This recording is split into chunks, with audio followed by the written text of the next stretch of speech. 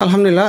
এখন আমাদের ক্লাসটা হচ্ছে জিয়ারা নিয়ে, যে আমরা কোথায় কোথায় আল্লাহ রাসূল সাল্লাল্লাহু আলাইহি ওয়াসাল্লামের যে স্মৃতি বিজড়িত জায়গা আছে, আমরা কোন কোন জায়গায় ঘুরবো, কোন কোন জায়গায় যাব, এটা নিয়ে ইনশাআল্লাহ আমরা এখন আলোচনা করব। আচ্ছা, প্রথমেই এটা হচ্ছে এই মক্কার যে হারাম শরীফ। আপনারা জানেন যে হারামাইন অর্থাৎ দুইটাই হারাম। মসজিদে নববীর যেটা, এটাও হারাম শরীফ, এবং হচ্ছে যে মক্কাতে যেটা, এটাও হারাম শরীফ। তো মূল হারামের যে মসজিদ, এই হারামের মসজিদগুলো আমরা কোথা দিয়ে ঢুকতেছি, কোথা দিয়ে বেরোচ্ছি, এটা বোঝা বা মার্কিং রাখার সবচেয়ে বেস্ট ওয়ে হচ্ছে গেট নাম্বার মুখস্থ রাখা এবং গেটের নাম মুখস্থ রাখা। দেখেন, আমরা সাধারণত বাংলাদেশি ভাইরা যারা থাকেন বা বাংলাদেশিদেরকে সাধারণত রাখি হচ্ছে মেসফালাতে। মেসফালা, কবুতর চত্বর, হিজরা রোড, বা এইদিকে আরো যে জায়গাগুলো আছে, মেসফালা, কুবরি পর্যন্ত, এই জায়গাগুলোতেই সাধারণত দেখা যায় যে আখেরসের গুলি, এই জায়গাগুলোতেই বাঙালি ভাই বোনদের রাখে। তো সেই হিসেবে এই দিকটা হচ্ছে এই যে কিং ফাহাদ গেট, যেটা কিং ফাহাদ গেটের পাশে, মানে এই দিকে হচ্ছে মেসফালা। তো আমরা সাধারণত দেখা যায় যে মেসফালাবাসীরা নামাজ পড়ার জন্য ঢুকি হচ্ছে এই কিং ফাহাদ গেট দিয়ে। আচ্ছা, তো এখন তোয়াফ করার জন্য এর আগে এই কিং ফাহাদ বিভিন্ন গেট থেকে উন্মুক্ত ছিল। তো এখন আসলে মূলত তোয়াফ করার জন্য ঢুকতে হয়েছে কিং আব্দুল আজিজ গেট দিয়ে। তো আব্দুল আজিজ গেট হচ্ছে 1 নাম্বার গেট।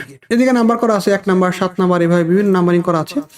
তো আমরা যখন তোয়াফ করব, সেটা ওমরাহ তোয়াফ হইতে পারে, নফল তোয়াফ হইতে পারে, যে কোনো তোয়াফের ক্ষেত্রে আমরা ঢুকবো হচ্ছে এই 1 নাম্বার গেট দিয়ে। তাহলে আমি তো মেসফালা দিয়ে আসবো হচ্ছে এখান দিয়ে। এখান দিয়ে আসার পরে আমি এখান দিয়ে আস্তে আস্তে আস্তে আস্তে আমি এইখানে চলে আসি, এই 1 নাম্বার গেট দিয়ে আমি ঢুকি। তো ঢোকার পরে আমরা মাতাফে চলে যেতে পারবো সরাসরি। আচ্ছা, অন্যদিকে এইখানে এই যে কিং আব্দুল্লাহ এক্সটেনশন, এটা এই ম্যাপে নাই, এটা অনেক বড় একটা বিল্ডিং এখানে করা হয়েছে।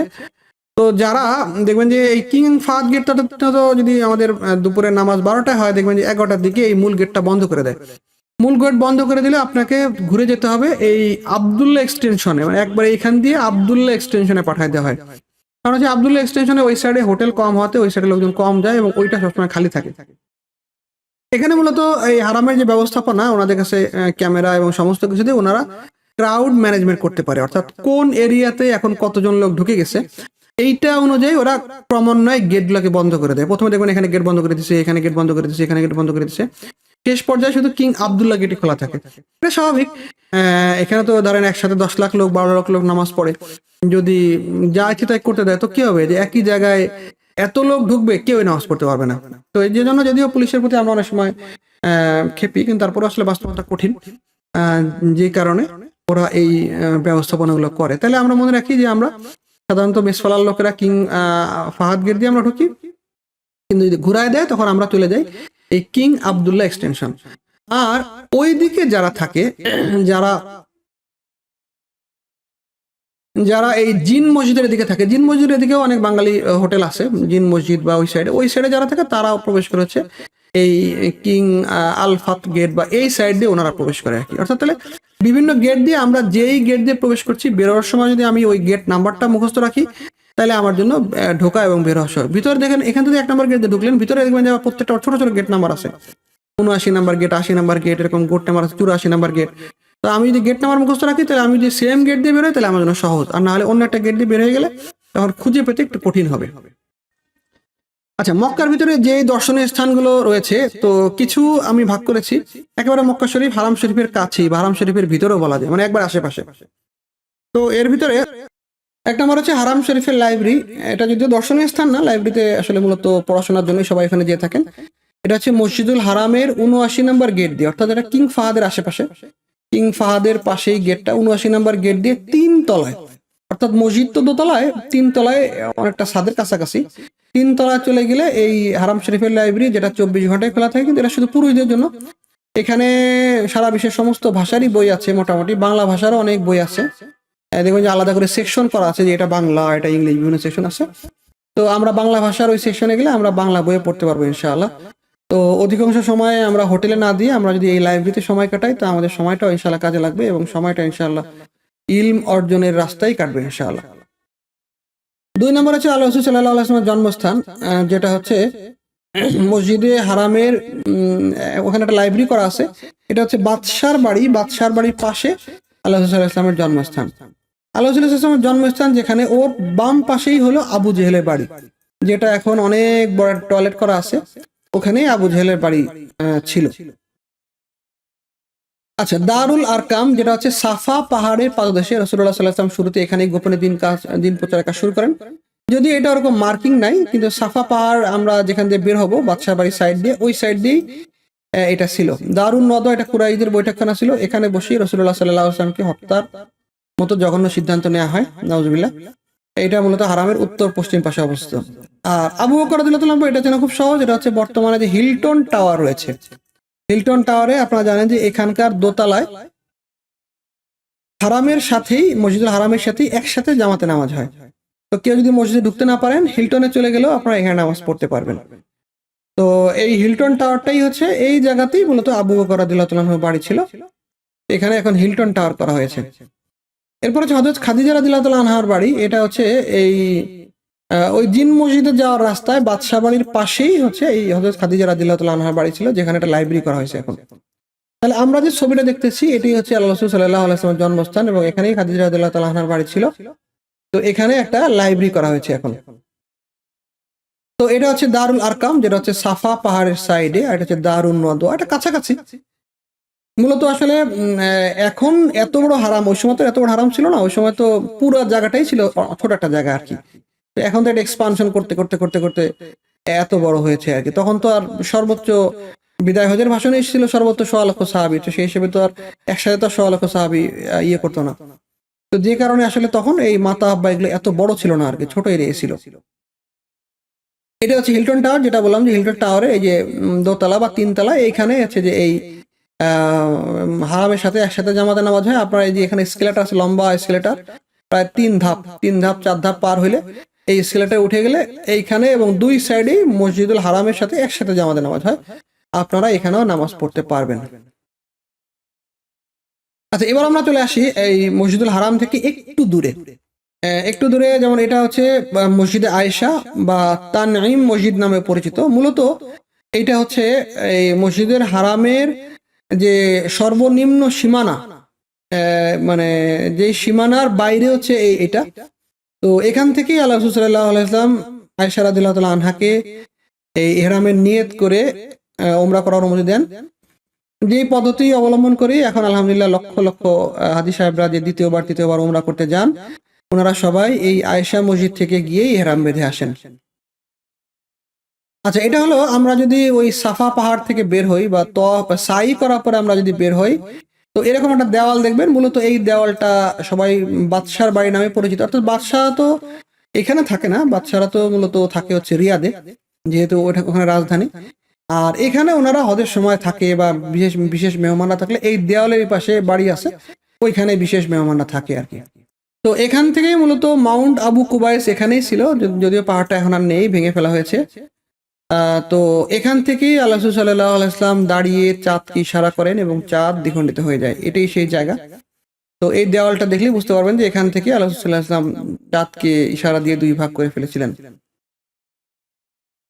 এবার আমরা যেখানে যাব, যে হারাম শরীফ থেকে সামান্য দূরে হাঁটার দূরত্ব, ওয়াকিং ডিস্টেন্স, একটা হচ্ছে জিন মসজিদ। এটা আপনি জাস্ট এই হারামের যে গেট রয়েছে, কিং আব্দুল আজিজ যে গেট, এই কিং আব্দুল আজিজ গেট থেকে আরো ডান দিকে চলে গেলে প্রথমে আল্লাহ রাসূল সাল্লাল্লাহু আলাইহি ওয়াসাল্লামের যে জন্মস্থান বা খাদিজা রাদিয়াল্লাহু তাআলা আনহার বাড়ি, এটা পার হয়ে গেলে একটা রাস্তা আছে, ওই রাস্তার দিকে চলে গেলেই হচ্ছে জিন মসজিদ। এটা যে কাউকে জিজ্ঞেস করলে দেখা দিবে। তো মূলত এখানে সূরা জিনের এক অংশ নাজিল হয় এবং এখানে অনেক জিন একসাথে ইসলাম গ্রহণ করেন। আর ওই জিন মসজিদের সামনে আর একটু গেলেই হচ্ছে জান্নাতুল মুআল্লা, বাম পাশেই। জান্নাতুল মুআল্লা হচ্ছে মক্কার কবরস্থান, এখানে অনেক সাহাবার কবর আছে। তার ভিতরে সবচেয়ে উল্লেখযোগ্য হইল আম্মা জান হযরত খাদিজা রাদিয়াল্লাহু তাআলা আনহার কবর, হযরত আসমা রাদিয়াল্লাহু তাআলা আনহার কবর, হযরত আব্দুল্লাহ ইবনে জুবাইর রাদিয়াল্লাহু তাআলা আনহুর কবর, হযরত আবুল কাসিমের কবর উল্লেখযোগ্য। সেই জন্য আমরা এই কবরস্থানে কবর জিয়ারত করে আসবো ইনশাআল্লাহ। তো মহিলাদের জন্য কোনো কবর জিয়ারত নাই, মহিলা বাইরে থেকে দেখতে পারবেন, আর পুরুষরা সরাসরি ভিতরে গিয়ে কবর জিয়ারত করে আসতে পারবেন, একবারে কবরে এখানে গিয়ে জিয়ারত করে আসতে পারবেন। তো জিন মসজিদের ওখানেই একটা প্রথম যে মসজিদটা, এটা হচ্ছে ফাতাহ মসজিদ। মক্কা বিজয়ের পরে রাসূলুল্লাহ সাল্লাল্লাহু আলাইহি ওয়াসাল্লাম এখানে 2 রাকাত নামাজ পড়েন, তো যে জন্য এটাকে ফাতাহ মসজিদ নাম দেওয়া হয়েছে। তাহলে এটা হচ্ছে মসজিদের জিন। আচ্ছা, এবারে যে জায়গাগুলো আছে এগুলো জিয়ারতের জন্য আপনাকে একটু ট্যাক্সি নিতে হবে। সাধারণত দেখা যায় যে মেইন যেগুলো আছে এগুলো এজেন্সি থেকে করাবে। আর এর বাইরে কিছু জায়গা আছে এগুলো আপনি নিজেই ট্যাক্সি নিয়ে ভাড়া করে জিয়ারত করে আসতে পারবেন। তো একটা হচ্ছে জাবালে সাওর বা জাবালে সুর, যেখানে রাসূলুল্লাহ সাল্লাল্লাহু আলাইহি ওয়াসাল্লাম হিজরতের সময় যেই পাহাড়ে অবস্থান নেন, এটা হচ্ছে জাবালে সুর। এই পাহাড়ে অনেক ইতিহাস আছে। আবু বকর রাদিয়াল্লাহু তাআলা আনহু সহ এই পাহাড়ে অবস্থান নেন। যদিও এর ভিতরে কিছু ইতিহাসের বর্ণনা একটু অতিরঞ্জিত করা হয়েছে, আবার কিছু ইতিহাস আছে রিয়েল ইতিহাস। তো এটা একটা স্মৃতি বিজড়িত জায়গা, যেখান থেকে মূলত হিজরতের ইয়েগুলো শুরু হয়েছিল। 2 নম্বর হচ্ছে জাবাল রহমত। জাবাল রহমত হচ্ছে আরাফাতের ময়দানে পাহাড়। রাসূলুল্লাহ সাল্লাল্লাহু আলাইহি ওয়াসাল্লাম বিদায় হজের ভাষণ এখান থেকেই দেন। আর পৃথিবীর প্রথম মানুষ আদম ও হাওয়া আলাইহিস সালামকে আলাদা আলাদা 2 জায়গায় পাঠানো হয়। তাদের সাক্ষাৎ হয় এই আরাফাতের ময়দানেই। মসজিদে নামিরা, এটা হচ্ছে আরাফাতের দিন মূলত এই মসজিদেই খুতবা দেওয়া হয়। রাসূলুল্লাহ সাল্লাল্লাহু আলাইহি ওয়াসাল্লাম আরাফাতের দিন এই মসজিদে নামাজ পড়েছিলেন। এখান থেকেই হজ্জের খুতবা দেওয়া হয়। মসজিদে খায়েফ, এটা হচ্ছে মিনার মসজিদ। আর মসজিদে মাশারুল হারাম, এটা হচ্ছে মুজদালিফার মসজিদ। অর্থাৎ 3টা জায়গায়, গুরুত্বপূর্ণ 3টা জায়গায় 3টা মসজিদ। একটা হচ্ছে আরাফাতে মসজিদে নামিরা, মিনায় মসজিদে খায়েফ, আর মসজিদে মাশারুল হারাম হচ্ছে মুজদালিফার মসজিদ। আচ্ছা, এর বাইরে একটা জায়গা আছে ওয়াদিয়ে মুহাসসার, যেটা হচ্ছে গজবি এলাকা। এটা মিনা মুজদালিফার পাশে। আর আব্রাহার যে হস্তি বাহিনী এখানে ধ্বংস হয়। এর পাশে আছে জাবালে নূর, যেটা হচ্ছে হেরা গুহা। এই পাহাড়ে রাসূলুল্লাহ সাল্লাল্লাহু আলাইহি ওয়াসাল্লামের উপরে প্রথম নাজিল হয় ওহী। আর মুজদালিফা আমরা আগেই আলোচনা করেছি, এখান থেকে ইসমাঈল আলাইহিস সালাম পাথর সংগ্রহ করেন এবং শয়তানকে মারার জন্য, এবং এখান থেকেই হাজী সাহেবরা রাত্রি যাপন করেন হজের দিন, এবং এখান থেকে পাথর সংগ্রহ করা হয়। মিনা হচ্ছে এখানেই প্রথম কোরবানি শুরু হয়। ইব্রাহিম আলাইহিস সালাম ইসমাঈল আলাইহিস সালামকে কোরবানির জন্য এখানে নিয়ে আসেন। হজের সময় এখানে 3-4 দিন থাকতে হয়। আচ্ছা, মূলত এই জায়গাটাই আসলে আব্রাহার যে হস্তি বাহিনী আছে, তারা আব্রাহার হস্তি বাহিনী মূলত এই জায়গাটাতেই হস্তি বাহিনী যে ধ্বংস হয় মূলত এই জায়গাতেই। আর এই যে ইসমাঈল আলাইহিস সালাম যেখানে ইসমাঈল আলাইহিস সালামকে কোরবানির জন্য নিয়ে আসেন, এটা হচ্ছে এই জায়গা। তো আপনারা ম্যাপে দেখলে, এইভাবে সার্চ দিলে আপনারা পেয়ে যাবেন হযরত ইসমাঈল আলাইহিস সালাম প্লেস অফ স্যাক্রিফাইস। তো এখানে ইনশাআল্লাহ এই ম্যাপগুলো অধিকাংশ আমারই অ্যাড করা। এর আগে ম্যাপ ছিল হয়তো আরবিতে, আমি পরে এটাকে ইংলিশ করেছি। তো আপনারা এখানে যে জাস্ট মিনার যে টিন শেড আছে, এই টিন শেডের এই পাশে এটা। তো এখানেই আসলে প্রথম যে এই ইসমাঈল আলাইহিস সালামকে কোরবানির জন্য আনা হয়, এই জায়গাতে আনা হয়েছে। আচ্ছা, তো ইসমাঈল আলাইহিস সালামকে কোরবানির জন্য যে জায়গাটা, এই জায়গায় এরকম একটা মার্ক করা আছে। এই জায়গাটাতে যাওয়া যায় না, এটা দূর থেকে দেখা যায়। এখানে এরকম একটা জায়গা আছে যেখানে ইসমাঈল আলাইহিস সালামকে কোরবানির জন্য নিয়ে আসেন। আর এটা হচ্ছে সেই জাবালে নূর, যেটা গারে হেরা। এখানে বসেই আল্লাহ সাল্লাল্লাহু আলাইহি ওয়াসাল্লামের উপরে প্রথম যে ওহী নাজিল হয়, ইকরা বিসমি রাব্বিকাল্লাযী খালাকের যে আয়াতগুলো নাজিল হয়, এখানে প্রথম নাজিল হয়। এটা হচ্ছে গারে সুর, যে এই গারে সুরে হচ্ছে যে আল্লাহ সাল্লাল্লাহু আলাইহি ওয়াসাল্লাম হিজরতের রাতে এই পাহাড়ের গুহায় অবস্থান নেন। আর হচ্ছে এখানে হচ্ছে জামরা হচ্ছে যেখানে পাথর মারা হয়। আর জাবালের নূরে আপনারা চাইলে উঠতেও পারেন। এখানে উপরে ওঠার জন্য প্রাইভেট কার ভাড়া নিলে মক্কা থেকে 25 থেকে 30 রিয়াল নিবে। তো এখানে মূলত খেয়াল রাখতে হবে যে এখানে আপনারা যদি জাবালে উঠতে চান, তো অবশ্যই এটা 2 ঘন্টার ট্রাকিং, প্রায় 2 ঘন্টা হাঁটতে হবে উপরের দিকে। তো এখানে যাওয়ার সময় অবশ্যই ফজরের নামাজ ওই এলাকায় গিয়ে পড়তে হবে, কারণ এটা মক্কা মদিনার পাহাড়গুলো আমাদের দেশের বান্দরবনের পাহাড়ের মতো গাছপালা নেই। এটা পাথরের পাহাড়, যে কারণে রোদ উঠলেই এটা খুব গরম হয়ে যায়। তো আমরা যদি এখানে ফজর নামাজ পড়তে পারি, ওখান থেকে হাঁটলে ইনশাআল্লাহ রোদ ওঠার আগেই উপরে পৌঁছে যেতে পারবেন। মেইন যে জায়গাটা, ওখানে যেতে প্রায় আমার 1 ঘন্টা 30 মিনিটের মতো লেগেছিল। সাধারণত এরকমই লাগে। আর নামতে মাত্র 30 মিনিটে নেমে যেতে পারবেন, অর্থাৎ মোট টোটাল 2 ঘন্টা ট্রেকিং। তো এটার উচ্চতা হচ্ছে প্রায় ধরেন 300 ফিট। 300 ফিট হইলে ধরেন প্রায় 30 তলা বিল্ডিং এর সমান। এটা হচ্ছে এরকম উচ্চতা আর কি। আর জাবালে সুর, এটা আর একটু হাইট বেশি, যেটা হিজরতের রাতে রাসূলুল্লাহ সাল্লাল্লাহু আলাইহি ওয়াসাল্লাম আবু বকর রাদিয়াল্লাহু তাআলা আনহুকে এখানে অবস্থান নেন। এটা প্রায় হচ্ছে 350 ফিট, 35 তলা বিল্ডিং এর সমান। এটা সময় লাগবে প্রায় 3 ঘন্টার মতো উঠতে লাগবে 2.5 ঘন্টা, নামতে লাগবে 30 মিনিট, মোট প্রায় 3 ঘন্টার মতো সময় লাগবে। তো এটা আপনার চাইলে, এটার সাথে নেকির সাথে সম্পর্কিত নাই, কিন্তু এই জায়গাটা স্মৃতিময় জায়গা। এখানে গেলে আপনার অবশ্যই ভালো লাগবে এবং আল্লাহ সাল্লাল্লাহু আলাইহি ওয়াসাল্লামের যে স্মৃতিগুলো ভেসে আসবে ইনশাআল্লাহ। তাহলে এটাকে ইজতেমাই জিয়ারা হবে না। এই জাবালে নূরে যাওয়ার জন্য আপনাকে একদিন আলাদা হয়ে যাইতে হবে, আর জাবালে সুরে যাওয়ার জন্য একদিন আপনাকে আলাদা হয়ে যাইতে হবে। আর এখানে মক্কা মিউজিয়াম আছে। মক্কা মিউজিয়ামে তেমন কোনো গুরুত্বপূর্ণ বিষয় নেই। এখানে কিছু মক্কার কিছু গিলাফ টিলাফ আছে, আপনি এখানেও যেতে পারেন। হারাম শরীফ থেকে দূরে একটু দূরে একটা জায়গা আছে, সেটা হচ্ছে তায়েফ। তায়েফ সবাই যায়, এটা তায়েফে গেলে আপনার ট্যাক্সিতে আপ ডাউন 300 থেকে 350 রিলের মতো লাগবে। তো তায়েফে গেলে যেই জায়গাগুলো দেখা যাবে, মসজিদে আলী, যেখানে আলী রাদিয়াল্লাহু আনহু নামাজ পড়তেন, রাসূলুল্লাহ সাল্লাল্লাহু আলাইহি ওয়াসাল্লামকে যেখানে পাথর মারা হয়েছিল। এরপর হচ্ছে আদ্দাস রাদিয়াল্লাহু আনহুর বাগান, যেখানে আল্লাহ রাসূল সাল্লাল্লাহু আলাইহি ওয়াসাল্লাম পাথর দিয়ে আঘাত করার পরে ওখানে যান। বুড়ির বাড়ি নামে যদি একটা জায়গা প্রচলিত আছে, কিন্তু এটা আসলে ওই ইতিহাসবিদদের আসলে সরাসরি এরকম বর্ণনা নেই। 5 নম্বর হচ্ছে আব্দুল্লাহ ইবনে আব্বাস রাদিয়াল্লাহু আনহুর কবর, এর পাশে একটা মসজিদ এবং লাইব্রেরি আছে। তো তায়েফে গেলে আমরা ওখানে ওমরা করতে পারবো, যেহেতু ওখানে একটা মিকাত আছে। আচ্ছা, এটা হচ্ছে মসজিদে রাসূলুল্লাহ সাল্লাল্লাহু আলাইহি ওয়াসাল্লাম আগে এখানে নামাজ পড়তে দিত, ইদানিং এটা লক করে দিয়েছে, এখন নামাজ পড়া যায় না। আগে আমরা আলহামদুলিল্লাহ এখানে অনেকবার নামাজ পড়েছি। তো এখানে আল্লাহ রাসূল সাল্লাল্লাহু আলাইহি ওয়াসাল্লাম নামাজ পড়েছেন। আর এটা হচ্ছে মসজিদে আলী, এইখানে আলী রাদিয়াল্লাহু তাআলা আনহু আসলে অধিকাংশ সময় নামাজ পড়তেন, এবং এটা ওই আগের স্ট্রাকচারেই আছে। এখানে মিনার আছে, আপনি এই মিনার দিয়ে হাঁটতে হাঁটতে হাঁটতে হাঁটতে সিঁড়ি আছে ভিতরে, একবারে উপরে চলে যেতে পারবেন। এই উপরে গিয়ে সাধারণত আজান দেওয়া হইতো আর কি। তো এটা সংস্কার করা হয়েছে, বাকি এটা আগের স্ট্রাকচারে আছে, আপনি এখানেও যেতে পারবেন ইনশাআল্লাহ। তো এটা হচ্ছে এই মসজিদে আলী ভিতরের যে জায়গাটা, এই জায়গাটা দৃশ্য হচ্ছে এরকম। তো এটা হচ্ছে মূলত তায়েফ হচ্ছে আল্লাহ রাসূল সাল্লাল্লাহু আলাইহি ওয়াসাল্লামের স্মৃতি বিজড়িত এলাকা, যেখানে আল্লাহ রাসূল সাল্লাল্লাহু আলাইহি ওয়াসাল্লাম দাওয়াতের কাজ নিয়ে যান। কিন্তু তায়েফের ছোট ছোট বাচ্চারা থেকে বড়রা এরকম পাথর মারতে মারতে আল্লাহ রাসূল সাল্লাল্লাহু আলাইহি ওয়াসাল্লামের জুতা মোবারক এরকম রক্তের সাথে আটকায় যায়। তো উনি তখন আদ্দাস রাদিয়াল্লাহু তাআলার বাগানে যান। তো ওইখানে আদ্দাস রাদিয়াল্লাহু তাআলা আনহা আল্লাহ রাসূল সাল্লাল্লাহু আলাইহি ওয়াসাল্লামকে এরকম ফলের রস খাওয়ান। তো এরপরে ওইখানে বসেও আল্লাহ রাসূল সাল্লাল্লাহু আলাইহি ওয়াসাল্লাম দাওয়াত দেন, এবং আদ্দাস রাদিয়াল্লাহু তাআলা আনহা ইসলাম গ্রহণ করেন।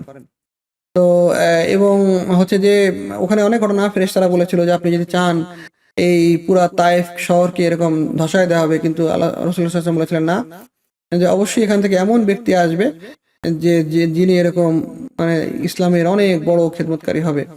এরকম তায়েফ থেকেও অনেক বড় বড় সাহাবী এরকম তায়েফ থেকে তৈরি হয়েছে। এই জন্য প্রত্যেকটা জায়গা এরকম আল্লাহ রাসূল সাল্লাল্লাহু আলাইহি ওয়াসাল্লামের এই দাওয়াতের এই ময়দান। তো এই জায়গাগুলো শুধু নিছক ঘোরার জন্যই ঘোরা না, বরং আমরা এই জায়গাগুলোতে যাবো। আল্লাহ রাসূল সাল্লাল্লাহু আলাইহি ওয়াসাল্লামের যে দাওয়াতে ফিকির ছিল, এই ফিকির যাতে আমাদের ভিতরে এসে যায়, এই নিয়েতেই আমরা এই জায়গাগুলো সফর করবো ইনশাআল্লাহ।